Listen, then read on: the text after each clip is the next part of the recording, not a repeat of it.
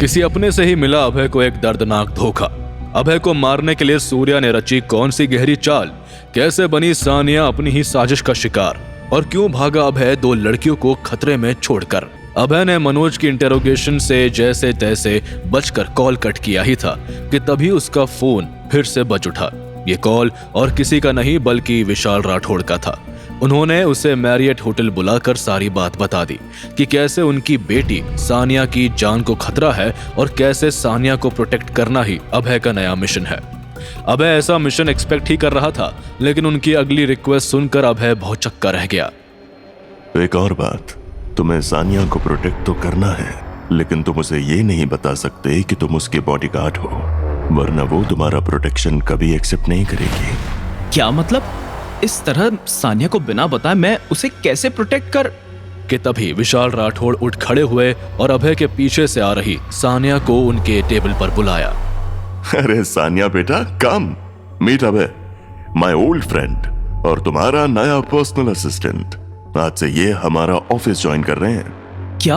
एक तो इस बिगड़ैल बच्ची की निगरानी करो, ऊपर से ये सब उसका पीए बनने की एक्टिंग के साथ करो। कहाँ फंस गया अभय?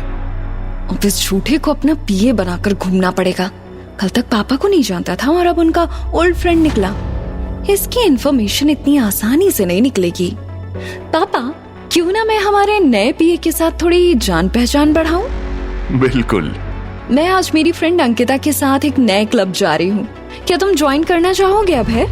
कुछ देर में अभय एक 5 स्टार क्लब में बैठ के सानिया और अंकिता की छबर छबर सुनते हुए चुपचाप अपने स्टार्टर्स एंजॉय कर रहा था, इस बात से बेखबर कि उसी क्लब में उसकी एक्स वाइफ और उसका नया पति बैठे हैं। सूर्या ने जैसे ही अभय को नोटिस किया, रिया, वो देखो, वो तुम्हारा फटीचर अभय है ना? ये भला सानिया राठौड़ के साथ क्या कर रहा है, और वो भी ऐसे क्लब में? कभी कशिश कभी सानिया, डाइवोर्स के बाद तो जैसे सीन निकल आए हैं इस जानवर के।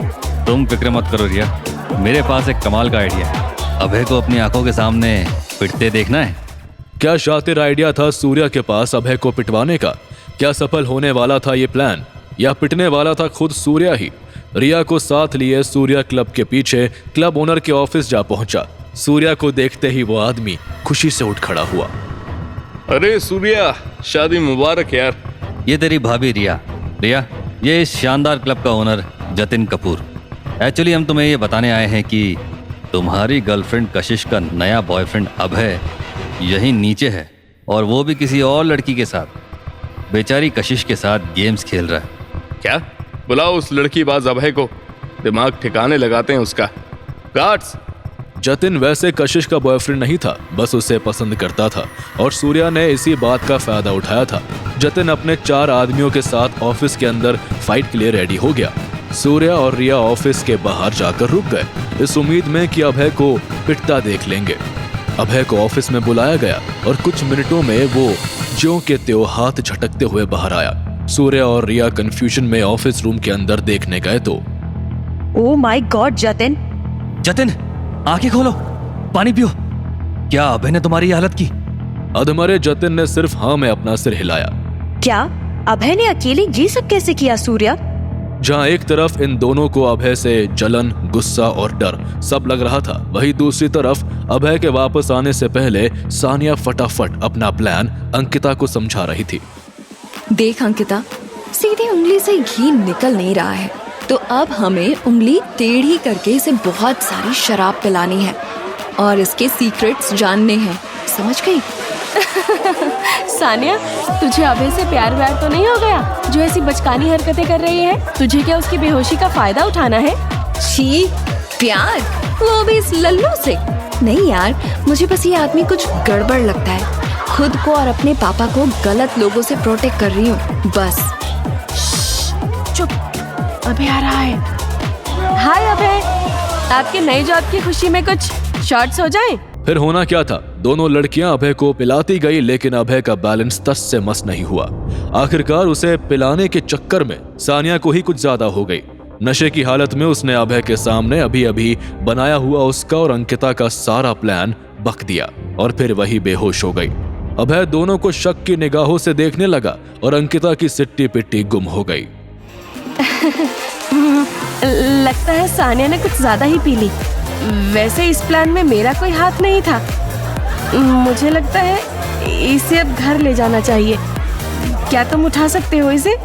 दोनों ने सानिया को कार में बिठाया और कुछ ही देर में सानिया के घर के बाहर पहुंच गए। अचानक एक बाइक उनकी कार की खिड़की को तोड़कर चली गई। बाइक आगे से मुड़कर फिर से आई।